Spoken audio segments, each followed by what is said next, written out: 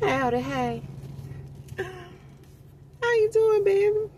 So I am leaving my daughter's school for the second time this week.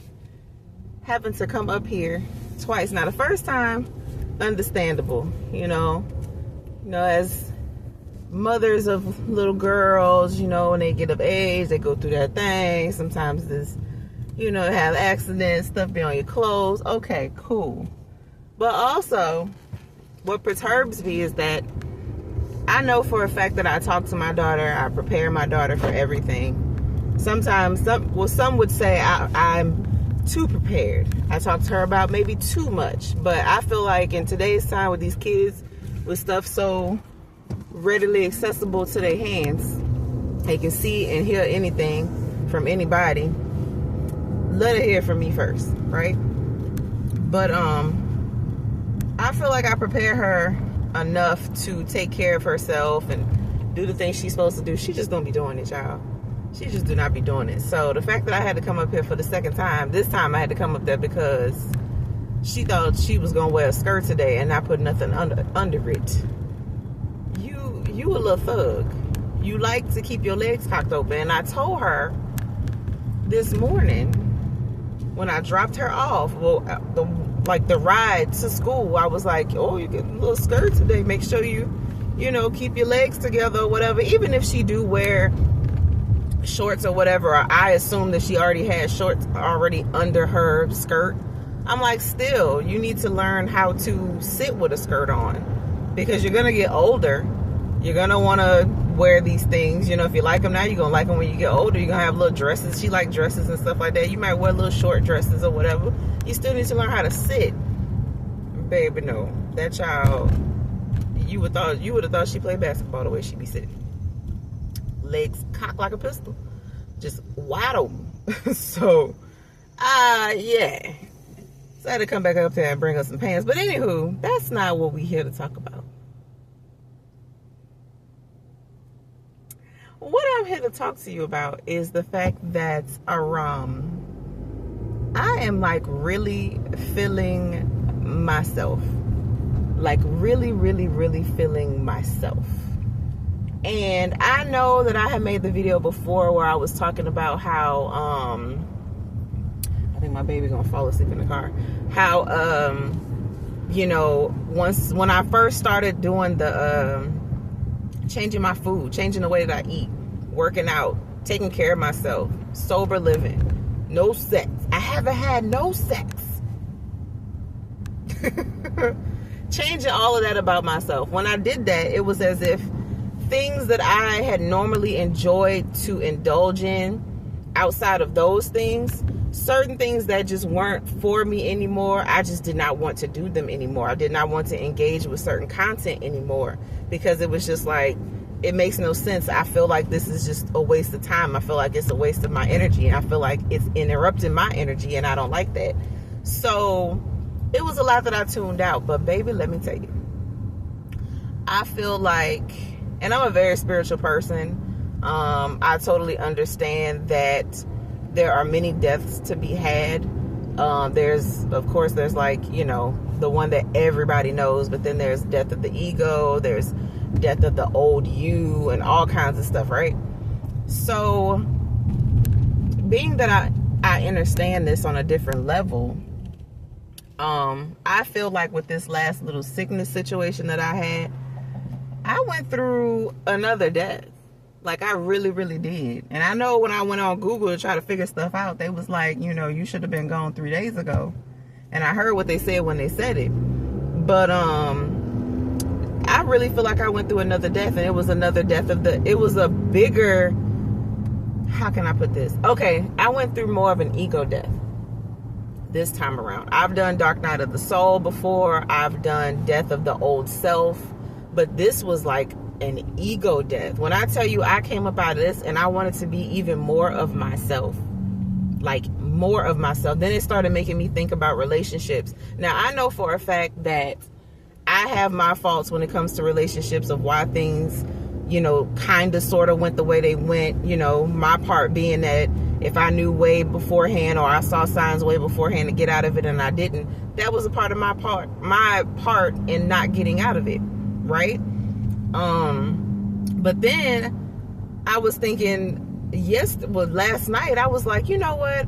I think part of the reason too why people felt like they could do what they did to me and the way that they did it to me was like, not because I'm not a good person to be with. I know for a fact I'm a good person to be with. And I always say, why do I keep getting done like this? I know that I'm a good person. I'm a good person. I'm a fun person. I'm a loving person. Like, I'm all of these things. So why do I keep getting done like that if people keep describing to me the kind of person that they want? And I'm like, I really am the things that you're describing, but you don't treat me as if I'm those things. And of course I was like, maybe they're treating me the way that they're treating me because even though they want these things out of a person, they don't know how to appreciate it.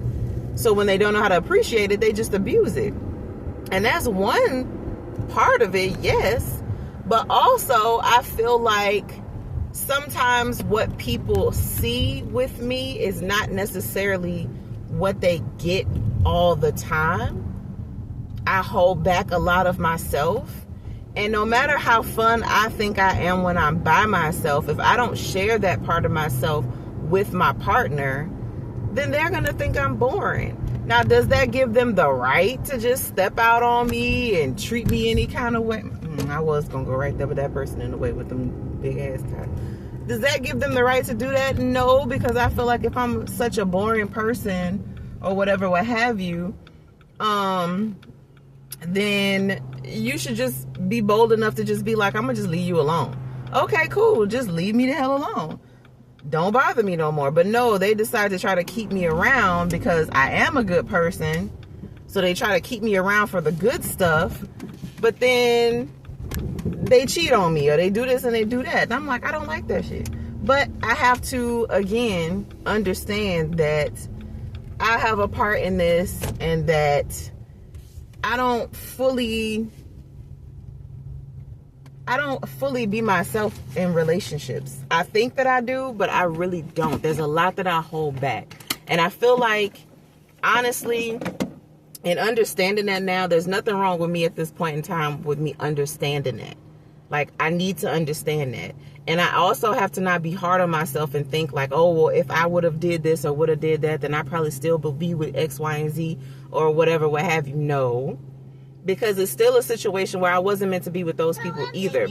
Okay, because those people weren't mature enough to come to me and be like, I don't really want to be with you because this isn't what I expected or whatever, what have you. And because they weren't mature enough to do that themselves, I still didn't really lose with this person. I still didn't really lose out on anything. Now moving forward, if there's going to be another person in my life, and that's a big ass if. Because I feel like I just need to spend a lot of time loving on myself, like fully loving on myself. But if there is going to be another person, like I am really ready to open myself up a lot more and have more fun with the person that I'm going to be with. And like I said, it's not that I'm just like the person can see me on social media or whatever and be like, oh wow, this is what the person like, and then when they get with me, I'm like nothing like that. I am like that, but when you're in my presence, sometimes because I know how energy works, I'm like, okay, I need to feel your energy out. And if I feel like your energy ain't all that good or something's up with your energy, it's a little funky or something, then I won't really reveal all of the greatness that is me because I almost like subconsciously feel like you don't deserve that. But I gotta stop hiding some of the really great aspects of myself that people do fall in love with when they see me or whatever, when they meet me and they're like, well, before they meet me. I really need to stop hiding those portions of myself. For real, for real. So, baby, when I tell you I'm ready to be out here, I ain't ready to be out in these streets. I promise you that. I'm not ready for that at all. But I'm ready to be out here and having some good times. Having some fun with some folks. Okay? When the time comes. No more hiding and being bashful and feeling like, oh, if I be goofy with this person, they're going to think that, they're going to think that I'm just this goofy person. Trust me, the right person for you will gravitate towards you. You gonna be all right. And I feel like, even with my ex, my last 2 babies, their dad, I feel like that was like the perfect person. There is no perfect person, but that was the perfect person in the sense of like the goofiness, the playfulness, understanding like that I'm really a big ass kid, understanding that I do a lot of things vicariously still through my inner child, and he understood that. And I've always felt like I was never really gonna have that. People were gonna think I'm just too goofy. You can't be serious. You just, what's wrong with you? Like, I always thought that was gonna be a fault of mine. And to be with somebody who was like equally as goofy, if not more goofy than I was, and was accepting of that, I was just like, man, this feels great. Like, I can be that person around this person. But here's the thing too. I've always said, when I was in a relationship and the relationship didn't go bad and I'm crying over the person, or I'm crying and grieving over the situation, I've always said that if I thought that situation was great and nothing came, and we ended up in a bad predicament or whatever, and we didn't end up together, and I thought that person was great, and I'm like, oh, I'm just gonna be by myself. Just think about what's to come. It's just preparing you for what's to come. So the person right before their dad, you know what I'm saying, I thought that was great, and then I had to grieve that situation, and then I was like, I'll never find this type of situation, or I'll never find this or that, and then he popped up, and I was just like, oh, okay. So if I thought that was great, that last situation was great, then you don't even understand what is getting ready to happen in my life. Who is about to come through this door? I have no clue. I'm not looking for them. I tell you that. I ain't looking for your ass. I'm focused on myself. I'm really focused on myself. But I am excited to see where it goes, when it's supposed to go there. Outside of that, baby, I'm just chilling. But you all right? Okay. But I just wanted to share that with y'all, that tidbit of information with y'all, because it was just on me. But I'm finna get ready to go into this place so I can give me a little taste of this here boudin. I want me some boudin so bad. Finally eating, baby. I want me some boudin. I don't want no boudin balls. I just realized that I said I wanted some boudin balls. I don't want no boudin balls. I just want some links. I just want like 2 links, and then we're gonna go home so you can take a nap so I can get a break, and I could probably watch some more Scandal.